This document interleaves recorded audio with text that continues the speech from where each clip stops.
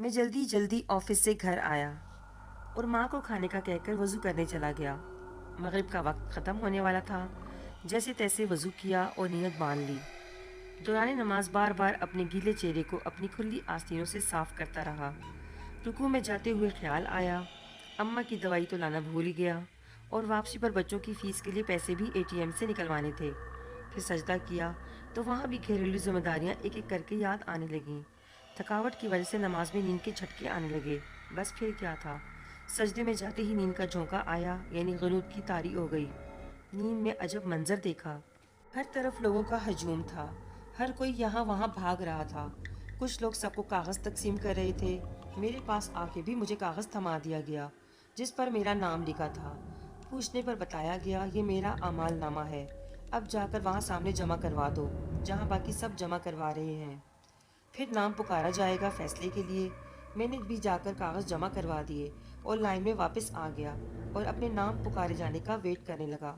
نام پکارے جانے لگے، فلاں بن فلاں، فلاں بن فلاں۔ اب تیسرے نمبر پر میرا نام پکارا گیا۔ میرے پاؤں کے نیچے سے تو زمین ہی نکل گئی۔ یا اللہ، اب کیا بنے گا؟ فوراً ہی فیصلہ بھی سنا دیا گیا۔ جہنم! مجھے اپنے کانوں پر بالکل یقین نہیں آ رہا تھا۔ دو قد آور لوگ آئے اور مجھے گھسیٹنے لگے۔ میں پکارنے لگا، رکو رکو، شاید یہ کسی اور کا نام ہوگا۔ میرا نام تو جنت والوں میں آنا تھا، مگر مجھے غصے سے خاموش کروا دیا گیا اور وہ بولے، ہمارے ہاں فیصلے میں غلطی کا امکان نہیں۔ مجھے جہنم کی طرف گھسیٹا جا رہا تھا اور میں مدد کی بھیک مانگتا جا رہا تھا۔ نہ میں جھوٹ بولتا تھا، نہ شراب، اور نہ کسی برے کاموں میں ملوث تھا۔ پھر جہنم کیوں؟ مگر میری بات کوئی سننے کو تیار نہ تھا۔ جہنم کی گرمی مجھے محسوس ہونے لگی۔ وہ مجھے اندھیرے گھڑے میں پھینکنے کو تیار کھڑے تھے۔ مجھے اچانک اپنی نماز کا خیال آیا۔ میں زور سے چلایا، نماز نماز، کہاں ہو تم؟ نماز بھی خاموش۔ جہنم کی آگ کے دھاکتے شعلے مجھ سے لپٹنے کو بے چین ہو رہے تھے اور مجھے جہنم میں دھکا دے دیا گیا۔ مجھے جیسے ہی دھکا دیا، ایک سفید بزرگ نے فوراً ہاتھ بڑھا کر میرا ہاتھ تھام لیا اور مجھے جہنم سے باہر کھینچتے ہوئے باہر نکالا۔ میں ڈر سے کانپ رہا تھا۔ پوچھنے لگا، آپ کون ہیں اور مجھے کیوں بچایا؟ وہ بزرگ کہنے لگے، میں تمہاری نماز ہوں۔ میں غصے سے چیخا، اب آ رہے ہو جب میں جہنم میں ڈالنے جا رہا تھا؟ اگر عین وقت پر تم نہ آتے تو میں تو چلا گیا تھا جہنم میں، پہلے نہیں آ سکتے تھے تم۔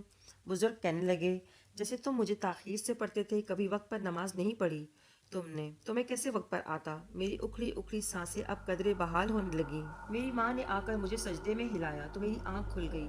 بیٹا خیر ہے؟ تم نماز نماز پکار رہے تھے سجدے میں۔ میں حیرت سے خود کو ٹٹولنے لگا، میں زندہ ہوں؟ پسینے سے شرابور ماں کے ہاتھوں کو چومنے لگا، جیسے دوبارہ مجھے نئی زندگی مل گئی ہو۔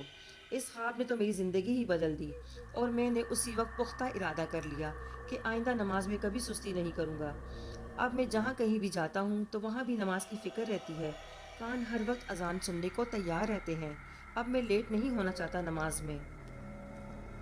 دوستو، چاہے آپ دنیا کے کسی کونے میں کیوں نہ ہوں، کتنے ہی مصروف کیوں نہ ہوں، زمین یہاں سے وہاں ہی کیوں نہ کر دی جائے، بس یہ یاد رکھنا، نماز اپنے وقت پر ادا کرنا، کیونکہ جب نماز لیٹ ہوتی ہے تو اکثر قضا بھی ہو جاتی ہے یا ٹائم ختم ہو جاتا ہے، تو ہم بڑی بے فکری سے یہ بات کہتے ہیں، چلو بعد میں پڑھ لیں گے، اور یہی چیز آہستہ آہستہ عادت بن جاتی ہے۔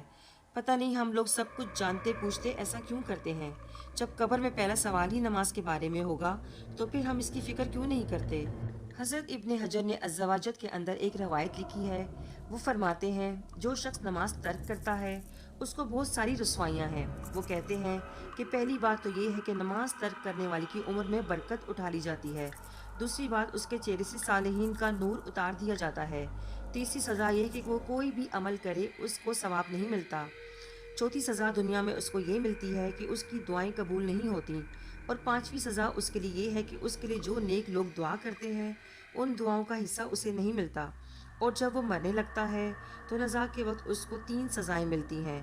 ایک تو وہ بھوکا مرتا ہے، دوسرا پیاسا، تیسرا ذلیل ہو کر مرتا ہے۔ اور بے نمازی کو قبر میں بھی تین سزائیں ملتی ہیں۔ پہلی سزا، اسی قبر کو تنگ کر دیا جاتا ہے، اور اتنا تنگ کر دیا جاتا ہے کہ اس کی دائیں پسلی بائیں میں اور بائیں پسلی دائیں میں دھنس جاتی ہے۔ دوسری سزا، اسی قبر میں آگ کو بھڑکا دیا جاتا ہے اور وہ دن رات اس کے انگاروں میں جلتا رہتا ہے۔ اور تیسری سزا سب سے زیادہ خوفناک ہے۔ بے نمازی کی قبر میں ایک گنجا اژدہا مسلط کر دیا جائے گا جس کا نام شجاع الاقرا ہوگا۔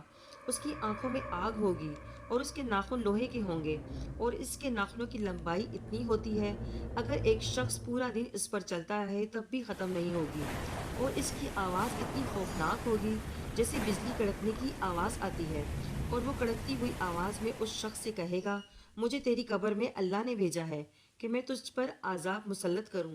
اگر تو نے فجر کی نماز چھوڑی ہے تو تجھے فجر سے لے کر ظہر تک عذاب دوں، ظہر سے لے کر عصر تک، عصر سے لے کر مغرب تک اور عشاء سے لے کر صبح تک عذاب دوں۔ اور وہ ایک ناخن اس کے جسم پر مارے گا تو وہ شخص 70 ہاتھ نیچے دھنس جائے گا، اور پھر وہ اپنے ناخن سے اس کو دوبارہ باہر نکالے گا، اور یہ عذاب اس کو قیامت تک سانپ کی طرح ڈستا رہے گا۔ اور اسی طرح 3 سزائیں اسے حشر میں دی جائیں گی۔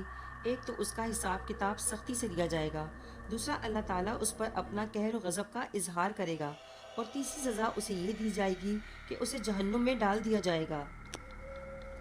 آج ہم سب ایک پختہ عزم کریں، آج ہم خود بھی اور اپنی اولاد کو بھی، اپنے دوستوں کو بھی نماز کی طرف لائیں گے اور انہیں آگ میں جلنے سے بچائیں گے۔ جس سے دوستی ہو اسے انگلی پکڑ کر دین کی راہ پر لے آؤ، یہی سچی دوستی کا حق ہے۔ اپنوں کے لیے لوگ بہت کچھ کرتے ہیں، اپنی اولاد کے اچھے مستقبل کے لیے لوگ لاکھوں روپے خرچ کر ڈالتے ہیں، اچھی یونیورسٹیوں اور کالجوں کے لیے کتنی بھاری فیس ادا کرتے ہیں، باپ اپنی اولاد کو پڑھانے کے لیے دن رات محنت مزدوری کرتا ہے، مائیں اپنا زیور تک بیچ دیتی ہیں تاکہ بچہ پڑھ لکھ کر بڑا آدمی بن جائے۔ اور یہ دنیاوی مستقبل آخر کتنا ہوگا، 30 سال یا 35 سال؟ لیکن جو اصل مستقبل ہے اس کی کسی کو فکر نہیں۔ اصل زندگی تو آخرت کی زندگی ہوگی۔ اصل امتحان تو یہ ہے کہ آخرت کی زندگی کے لیے اچھے اعمال کریں، پھر کامیابی ہی کامیابی ہے، دنیا میں بھی اور آخرت میں بھی، ورنہ بے نمازی کے لیے دنیا میں رسوائی اور آخرت میں جہنم کی آگ ہوگی۔ میری آج کی یہ ویڈیو یہیں تک ہے۔ اللہ ہم سب کو دین کو سمجھنے کی توفیق عطا فرمائے اور عقل شعور سے نوازے تاکہ ہم جہنم کی دہکتی ہوئی آگ سے بچنے کے لیے نیک اعمال کر سکیں۔ آمین۔ مجھے امید ہے کہ آپ کو میری یہ ویڈیو بہت اچھی لگی ہوگی۔ مزید اس طرح کی پر اثر اور انفارمیٹیو ویڈیوز کے لیے میرا یہ چینل مائی موٹیو ٹی وی سبسکرائب کریں، ویڈیو کو لائک کریں، شیئر کریں اور اپنا بہت سا خیال رکھیے گا، اپنی دعاؤں میں یاد رکھیے گا۔ اللہ حافظ۔